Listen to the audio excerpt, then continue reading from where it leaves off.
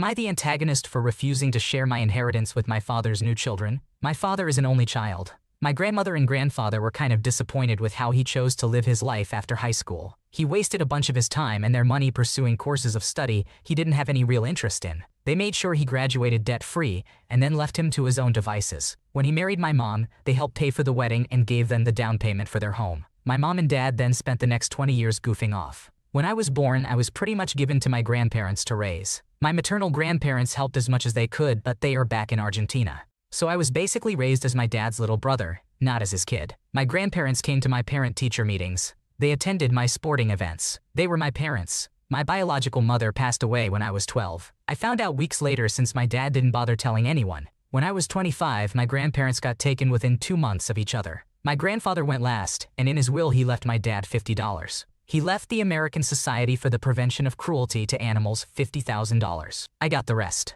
They had already paid for my education. I thanked them and was planning on paying them back once my career got going. Now I have a huge old house and a rather nice nest egg. I'm 35 and my fiancé and I are about to start our family. My dad calls me out of the blue and says he has remarried, news to me, and that his wife is expecting. I congratulate him, not knowing what else to do. He said that obviously my grandparents would want their grandchildren to share equally in their estate. He said I need to talk to the lawyers and see about setting up a trust fund for this new kid and any future kids. I said that I was not splitting my inheritance and that it was his job as a parent to provide for his children. He tried saying that his parents hadn't provided for him. I asked him about his debt from 7 years of university. I asked about the money for his wedding. I asked about his mortgage. I asked him if he could please provide me with information about how much he paid towards my education, how much he helped me when I bought my first home, what he gave me towards my wedding. For the record, he got us a sweet stand mixer. He said that he didn't have the kind of money his parents had. I asked him how much he earned at his job. He said that he worked to live, not live to work. That was something he always said to my grandfather.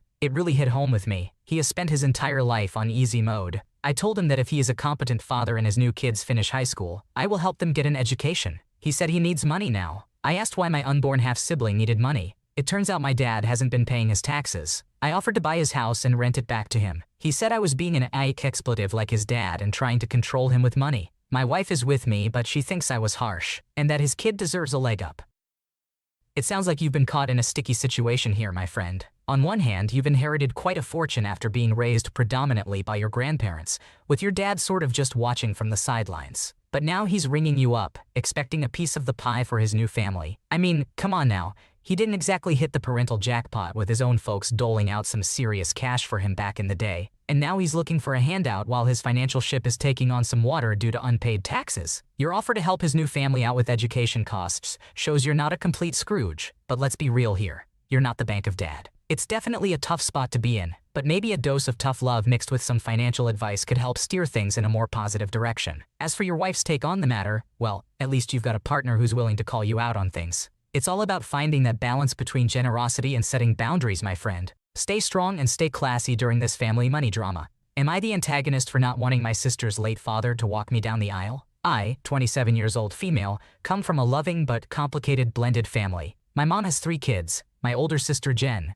37 years old female, me and my younger brother Jamie, 25 years old male. We each have different biological fathers. Jen's biodad Papa Mark died tragically before she was born, which was very hard on my mom. In a way, she is still grieving him even almost 40 years later. My biodad is Papa Gene, but he and my mom divorced after a year, and he wasn't very involved, though he paid child support. Jamie's biodad Papa Roy was our true father figure growing up. He wasn't biologically related to me or Jen, but was extremely devoted, coming to all our events, teaching us life skills, taking us fishing, etc. An amazing dad. When I was a teenager, completely by coincidence, Papa Gene and Papa Roy ended up working together offshore. They became close friends. Roy's positive influence led Papa Gene to become more present in our lives. So in high school, Jamie and I kind of had 2 dads.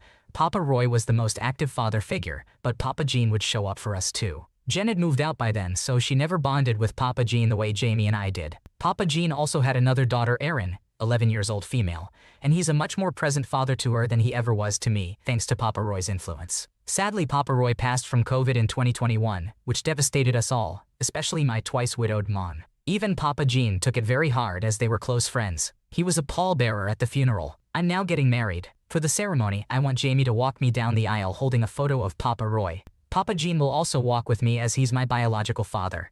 This upsets Jen because she wants her late father Papa Mark represented too by having Papa Gene carry his photo. I offered to let Jen carry Papa Mark's photo herself, but she insists Papa Gene should carry it to have all the fathers of the family represented. However, I never knew Papa Mark, and it feels strange to me to honor someone I didn't meet the same way as Papa Roy. Jamie has offered to let Papa Gene carry Papa Roy's photo because they were so close, and Jamie would carry Papa Mark's. But Jamie is Papa Roy's biological son and looks just like him, so I'd prefer he carry the Papa Roy photo to feel like part of him is there.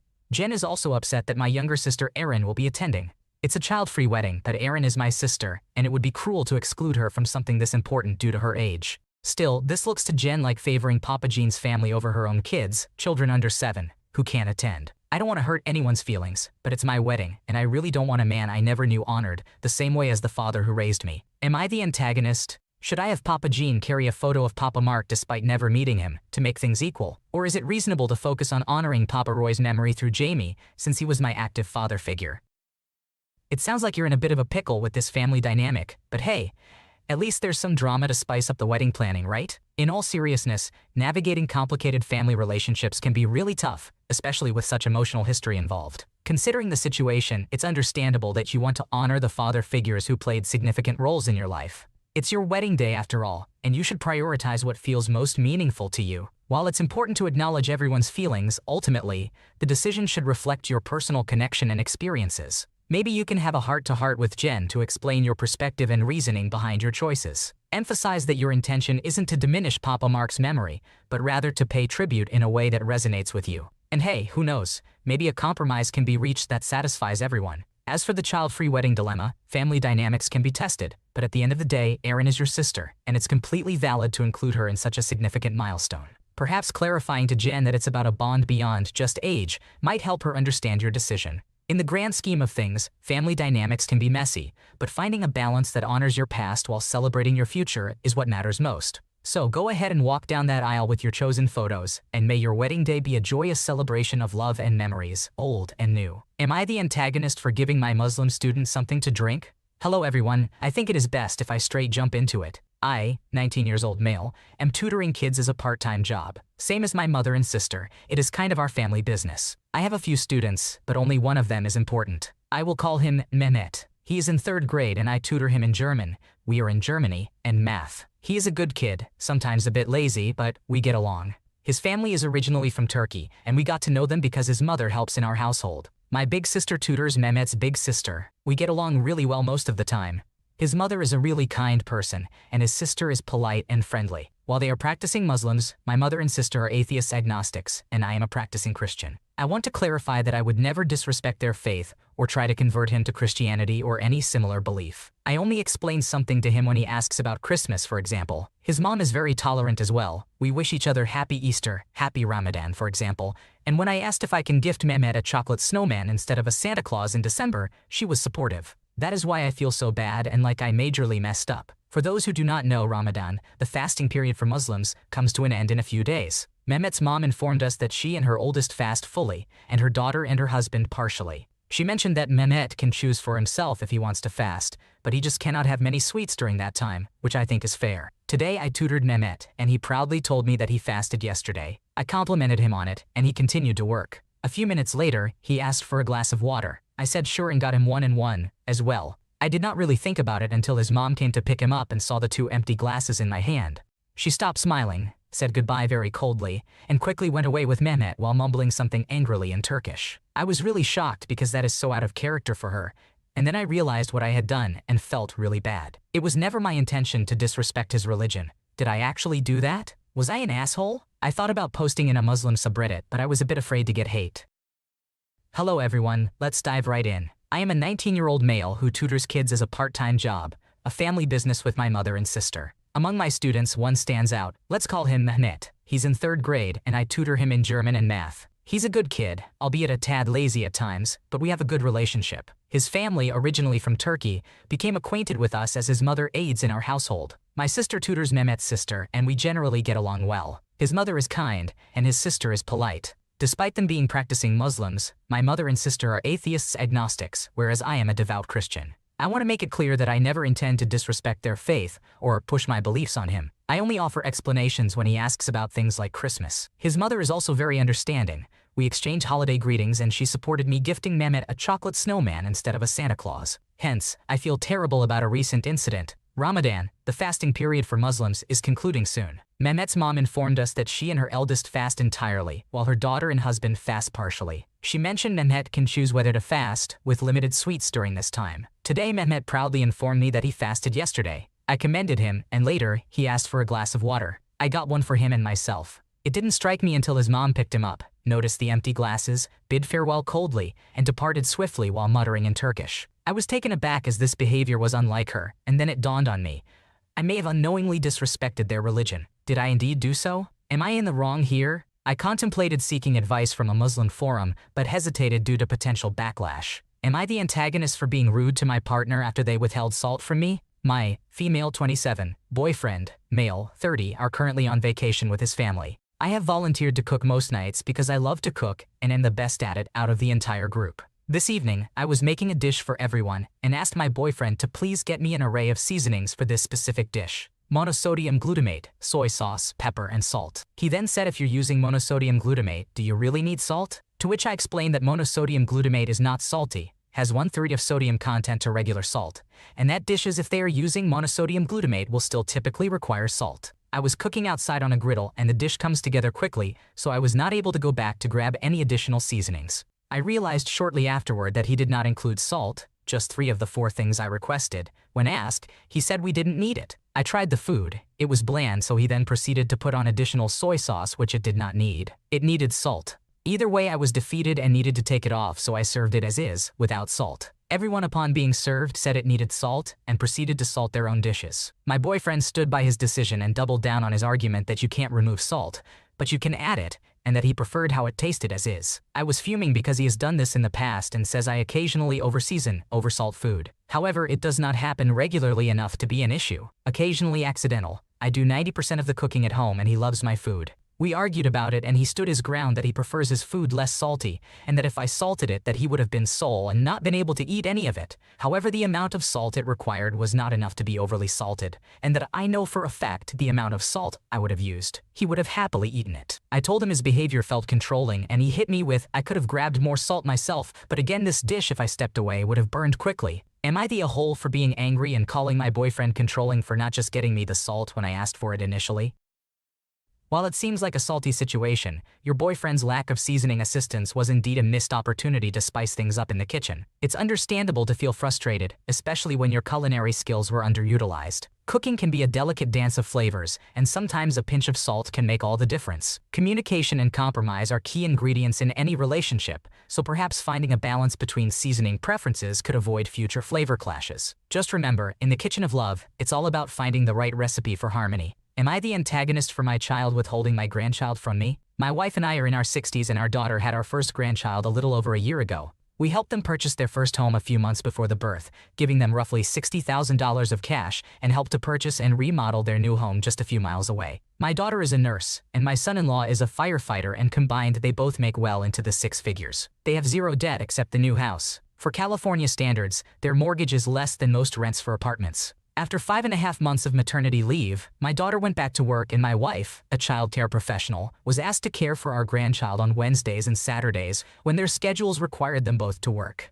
To watch our grandchild on Wednesdays means my wife takes off, isn't paid, from work so she can watch our grandchild. This is something we both want to do for them, but it costs us in lost wages. To watch our grandchild on a given day is a 14-hour day for my wife. On Saturdays, I often play golf until mid-afternoon, and if my wife is watching the baby, we need someone to feed and let our dog out to go to the bathroom. Our dog is very friendly and exceptionally well-behaved, so much so she has been invited over to my daughter's house on several occasions so she could play with their dog. I suggested to my daughter that our dog come with my wife for a few hours until I was finished golfing, wherein I would pick her up and take her home. This idea was rejected by my daughter. As an alternative, given that they rejected a free option that had been acceptable in the past, I asked them to then cover the cost of doggy daycare for those Saturdays where everyone's schedules collided. The cost is $30 to $50, and in the 8 months since this has occurred, has cost only $80 to watch the dog, 2 times. We don't need the money, but it is the principle of the matter to me, given what we have done for them. My daughter and son-in-law were incensed by my request that they cover the cost of dog care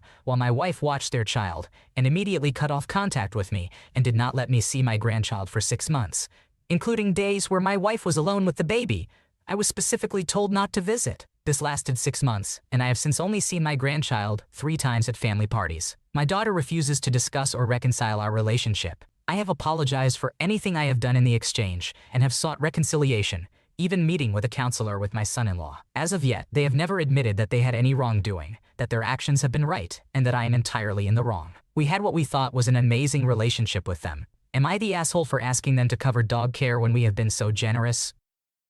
First of all, congratulations on becoming a grandparent. That's quite an exciting milestone. It sounds like you and your wife have been incredibly supportive of your daughter and son-in-law, both financially and with childcare for your grandchild. It's clear that you have a lot of love for your family and want to help in any way you can. In regards to the situation with the dog care costs, it seems like a miscommunication led to hurt feelings on both sides. While your suggestion may have seemed reasonable to you, it's understandable that your daughter and son-in-law might have viewed it differently. It's unfortunate that this issue escalated to the point where contact was cut off for several months. In any family dynamic, misunderstandings can happen, and it's important to communicate openly and respect each other's perspectives. It's great that you have tried to reconcile and sought help from a counselor. Apologizing and expressing a willingness to make amends shows that you value your relationship with them. Ultimately, it seems like this situation is more about differing viewpoints and feelings rather than one person being the asshole. Family relationships can be complex, but with time and effort, hopefully, you can work towards rebuilding the strong bond you once had. Keep the lines of communication open and continue to show love and support for your family. Wishing you all the best in navigating this challenging situation. Am I the antagonist for adopting the child my sibling wanted to adopt? I, 34-year-old male, have 2 sisters, Amy, 36-year-old female, and Jane, 31-year-old female. Amy and her husband have been trying to conceive for the better part of a decade, but nothing seems to be working for them. 2 years ago, they went for another round of in vitro fertilization, IVF, but sadly Amy miscarried once again. Due to the complications following this miscarriage, she became sterile. This of course devastated her and her husband because they really wanted to start a family of their own. They are now looking into adoption, but it's a long and slow process since Amy's husband has a criminal record from when he was 19.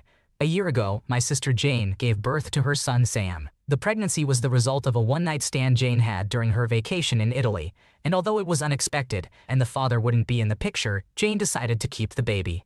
Sadly, Jane had a stroke when Sam was 6 months old and passed away. It was very unexpected, and most of the family is still grieving. After the funeral, we started to discuss who will take Sam in. My parents were out of the question since they are too old and won't be able to take care of him. So it was between Amy and I. Amy jumped at the opportunity and volunteered to take Sam in.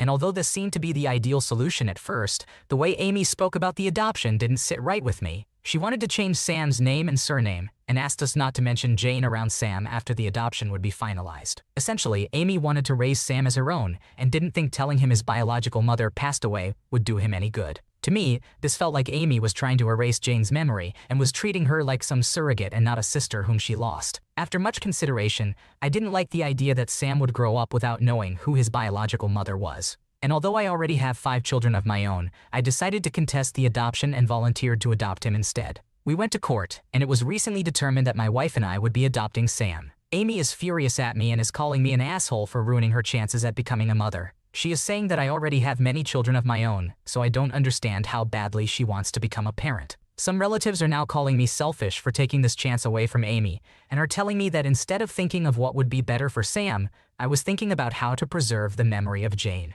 Although I don't regret adopting Sam, I'm starting to doubt whether I made the right decision for his future. I know that Amy would have made a great mother and that both her and her husband would absolutely adore Sam. And as their only child, they would probably be able to provide him a better life financially. However, them wanting to erase all memories of Jane just doesn't feel right. I'm dyslexic and writing this from my phone, so I apologize for any grammar mistakes I might have made. First and foremost, my condolences on the loss of your sister, Jane, and the difficult situation you and your family are facing. It's a significant decision to determine the best future for young Sam. On one hand, I understand Amy's deep desire to become a mother and her willingness to provide love and care for Sam. But on the other hand, it's crucial for Sam to know about his biological roots and the memory of his late mother, Jane. Choosing to contest the adoption and offer to adopt Sam yourself shows your commitment to preserving Jane's memory and ensuring Sam knows where he comes from. It's admirable that you are considering his emotional well-being in the long run. While some may see your actions as selfish, it's essential to remember that your motives are rooted in what you believe is best for Sam's emotional growth and identity formation. Ultimately, your decision may have sparked strong reactions from Amy and some relatives, but it appears to have been made with the best intentions for Sam's future. Trust your judgment and continue to provide a loving and supportive environment for Sam as he grows up. It may be a bumpy road, but your dedication to his well-being shines through in your actions. Thanks for watching. When you subscribe, make sure to hit the bell to turn on notifications so you never miss a video. To finish listening to all the stories, check out the playlist in the description.